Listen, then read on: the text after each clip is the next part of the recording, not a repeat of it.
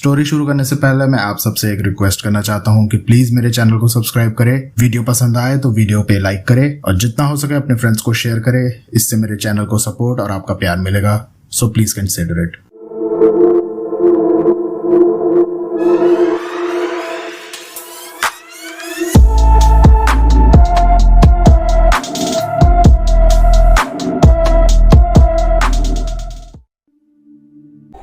इस शो के सीजन 1 में हमने आपको जतिन भसीन के जो हैरत अंगेज किस्से सुनाए थे, उन्हें आप सबका भरपूर प्यार मिला और खौफ भी, जो इंस्टा, ट्विटर और दूसरे प्लेटफॉर्म्स के जरिए आपने हम तक पहुंचाया भी।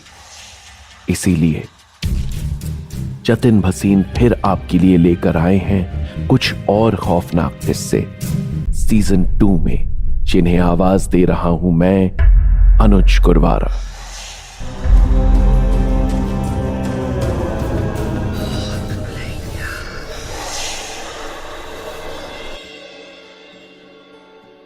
यह किस्सा है मेरे चाइल्डहुड फ्रेंड रोहित का। हम स्कूल से कॉलेज तक साथ ही थे। रोहित की मदर दिल्ली की फेमस गायनेकोलॉजिस्ट थी और फादर एनेस्थीसियोलॉजिस्ट। उनकी फैमिली साउथ दिल्ली के एक बहुत ही बड़ी कोठी में रहते थे। रोहित बाय नेचर एक रिजर्व्ड काइंड ऑफ पर्सन था। उसके घर का एक बड़ा ही अजीब रूल था कि वो अपने बर्थडे पर फोटोग्राफ्स नहीं खींच सकता था। हम सभी दोस्त उससे जिद किया करते थे, पर वो कहता, नहीं यार, मेरी मम्मी ने ये रूल बनाया है and I don't have the liberty to discuss it with her. काफी साल उसने यूं ही फ्रस्ट्रेशन में निकाले, मगर कभी भी अपनी मॉम का बनाया रूल तोड़ा नहीं। फिर आया उसका 21st birthday.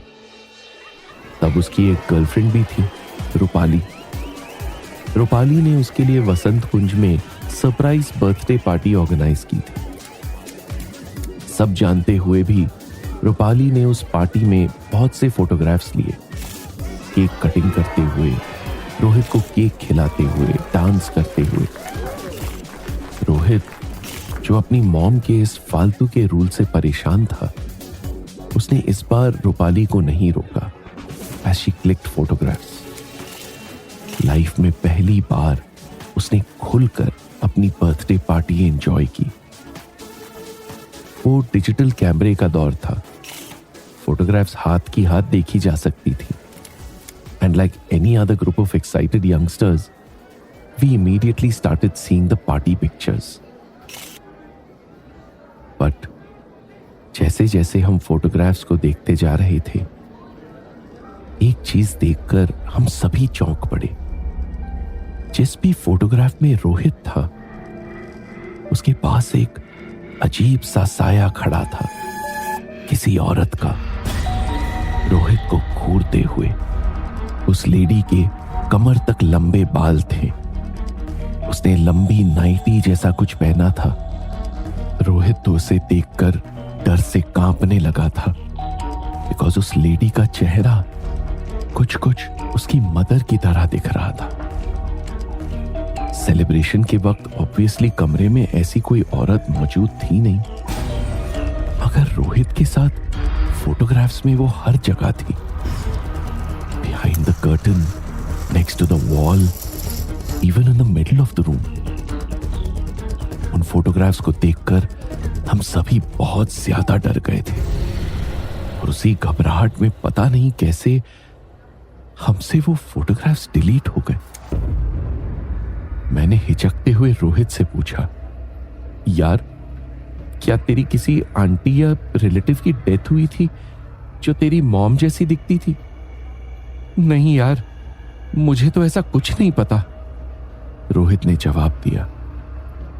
But he was sure कि कुछ तो कनेक्शन था उस साये का उससे, और ये कनेक्शन शायद उसकी मॉम जानती थी।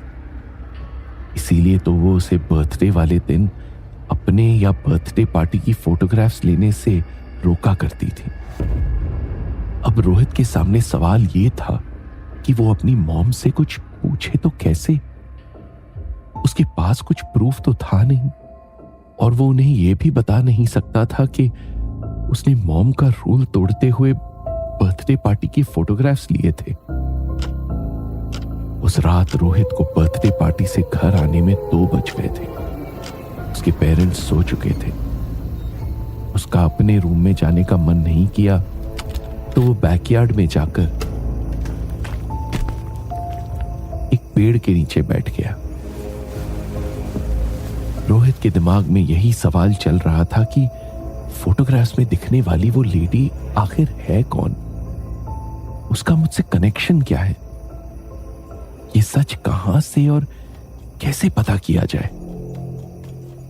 यही सोचते हुए उसने एक सिगरेट जलाई और उसका धुआं छोड़ते हुए ऐसे ही ऊपर देखा तो वो शॉक्ड रह गया। वो औरत जो उसके बर्थडे फोटोग्राफ्स में थी लेकिन रियल में कहीं नहीं थी, वो उसी पेड़ की ब्रांच पर बैठी थी, रोहित के ठीक ऊपर। रोहित बेहद घबरा गया। वो चिल्लाना चाह रहा था मगर चिल्ला नहीं पाया। वो वहां से भागना चाह रहा था पर उसके पैर जैसे जम गए थे।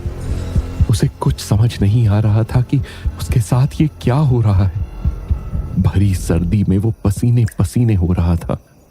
वो लेडी या कहें वो आत्मा उसे देखते हुए उसके आसपास घूमने लगी। रोहित को लगा जैसे वो आत्मा उससे कुछ कहना चाहती हो, कुछ बताना चाहती है।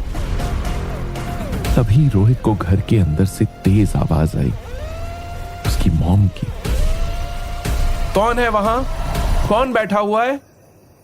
रोहित की मॉम अब बैकयार्ड में उस पेड़ के नीचे टॉर्च से देखने लगी। रोशनी पड़ते ही वो रूह सर्दी की धुंध में गायब हो गई।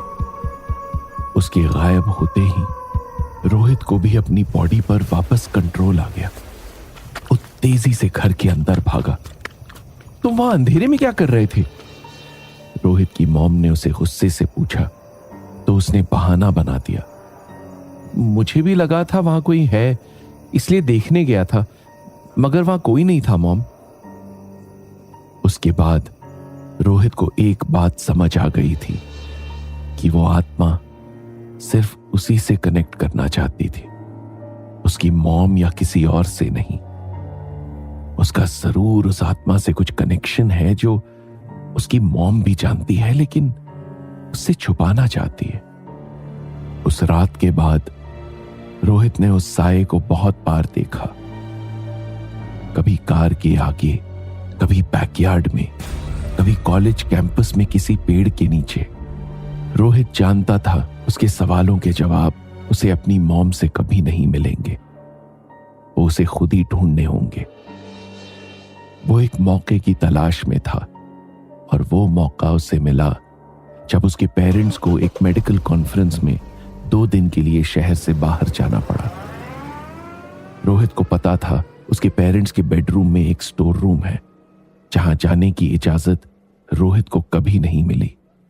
उसकी मॉम स्टोर रूम हमेशा लॉक रखा करती थी। रोहित ने पेरेंट्स के जाते ही स्टोर रूम की डुप्लीकेट चाबी बनवाई और पहली बार वहां गया।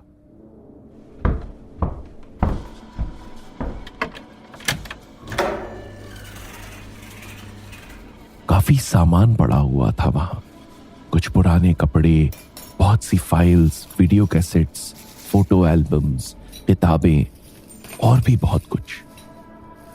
रोहित ने उन चीजों को देखना शुरू किया। सबसे पहले उसने एल्बम को देखा जिसमें उसकी मॉम की एक पुरानी एल्बम भी थी, उनकी शादी से पहले की। कुछ फोटोग्राफ्स रोहित के नाना के घर की थी जिनमें उसकी मॉम के साथ उसके नाना नानी थे और साथ ही थी मॉम के जैसी दिखने वाली एक और लड़की। उसे देखकर रोहित चौंक पड़ा। This girl looks exactly like that lady. तो क्या ये मॉम की सिस्टर है? अगर ये मॉम की सिस्टर है तो मम्मी ने इनके बारे में मुझे कभी बताया क्यों नहीं? रोहित खुद से ही बातें कर रहा था। रोहित ने आगे फोटोग्राफ्स देखे। ओह, नाना नानी एक एक्सीडेंट में गुजर गए थे। उसके बाद मॉम की सिस्टर शायद हमारे घर ही रहने आ गई थी, क्योंकि मॉम की ज्यादातर फोटोग्राफ्स उन्हीं के साथ हैं। अगर मॉम की एक सिस्टर थी तो अभी वो कहाँ है? क्या उनकी डेथ हो गई? आगे कुछ और फोटोग्राफ्स थे, जैसे जब उसकी मॉम प्रेग्नेंट थी और फिर पोस्ट डिलीवरी उसके साथ भी। लेकिन इसके बाद उसकी मॉम की सिस्टर किसी फोटोग्राफ में नहीं थी। रोहित इन्हीं सब सवालों में उलझा हुआ वहां पड़ी फाइलों को पलटने लगा। उनमें एक फाइल में उसकी मॉम की मेडिकल रिपोर्ट थी, जिसे देखकर रोहित हैरान रह गया। How is it possible? This doctors report says my mom could not conceive. मगर अभी तो मैंने फोटोग्राफ्स देखी उनकी प्रेगनेंसी की। ये सब आखिर है क्या? क्या उन्होंने अपनी सिस्टर के बारे में मुझसे छिपाया? तो क्यों? और मुझे बर्थडे पर फोटोग्राफ्स लेने से क्यों मना किया जाता रहा? तभी रोहित को स्टोर रूम में कुछ आहट सुनाई दी। लगा जैसे कोई हवा उसे छूकर गुजरी हो। उसकी छुअन, उसकी ठंडक रोहित ने अपनी बॉडी पर महसूस की। रोहित की हार्ट बीट बढ़ गई। स्टोर रूम की एक बुक शेल्फ में जैसे कुछ हलचल हुई। रोहित को किताबों के बीच से एक डायरी झांकती नजर आई। एक बेहद पुरानी डायरी, जिसे शायद वहां छिपा कर रखा गया था। रोहित को लगा जैसे उसे कोई फोर्स कर रहा है वो डायरी देखने के लिए। रोहित उठा और डायरी को लेकर आया। ये तो किसी की पर्सनल डायरी लगती है। रोहित ने बुदबुदाते हुए डायरी के पन्ने पलटने शुरू किए। ये उसकी मौसी की डायरी थी, उसी मौसी की जो उसके लिए एक मिस्ट्री बनी हुई थी। रोहित जैसे जैसे डायरी पढ़ता जा रहा था, उसके होश उड़ते जा रहे थे। एक पेज पर लिखा था, मॉम डैड की डेथ के बाद दीदी जीजू ने पहले तो मेरा बहुत ध्यान रखा, लेकिन अब वो बदलने लगे हैं। दीदी मां नहीं बन सकती। अब ये दोनों मुझे फोर्स कर रहे हैं जीजू का बेबी कैरी करने के लिए, वो भी सबसे छुपकर। मगर मुझे ऐसा नहीं करना। एक दूसरा पेज, आज मुझे पता चला है कि मैं 3 मंथ्स प्रेग्नेंट हूं। ये कब हुआ, कैसे हुआ, मैं नहीं जानती। मुझे इतना पता है कि एक रात मुझे शायद जबरदस्ती कोई नशीला ड्रिंक पिलाया गया था। 2 दिन मैं होश में नहीं थी। शायद तभी जीजू ने। एक और पेज, मुझे दीदी और जीजू ने घर में जबरदस्ती बंद करके रखा हुआ है।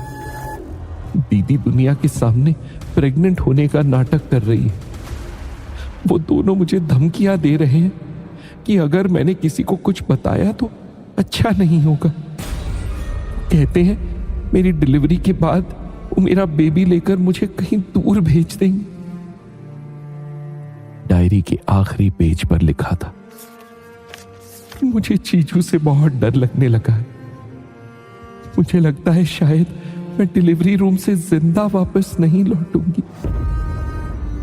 मैंने उन्हें किसी से फोन पर बात करते हुए सुना है एनेस्थीसिया के ओवरडोज के बारे में, लेकिन मैं डिलीवरी से पहले ही यहां से भाग जाऊंगी अपने बेबी को अपने साथ लेकर। मेरा बेबी मुझसे कोई नहीं ले सकेगा। वो डायरी पढ़कर रोहित की आंखों से आंसू बहने लगे। उसके हाथ कांप रहे थे। बहुत गुस्सा आ रहा था उसे अपने पेरेंट्स पर। ऐसी घिनौनी प्लानिंग, इतना बड़ा झूठ। फिर मेरी मॉम के साथ क्या हुआ? रोहित के मन में जैसे ही ये सवाल उठा, उसके सामने जमीन पर पड़ी एक फाइल जैसे अपने आप खुल गई। जिसमें उसकी रियल मॉम का डेथ सर्टिफिकेट था। उसमें डेथ का कारण लिखा था डिलीवरी के दौरान हुई कॉम्प्लिकेशंस। नहीं, ये नेचुरल डेथ नहीं थी, ये मर्डर था। मेरी मॉम का मर्डर हुआ था। रोहित रोते हुए गुस्से से चिल्लाया। तभी उसे स्टोर रूम की खिड़की पर वही रूह दिखाई दी। उसके हाथ रोहित की ओर बढ़े हुए थे, जैसे उसे थामना चाहते हो। रोहित उसे देखकर बुदबुदाया, मॉम।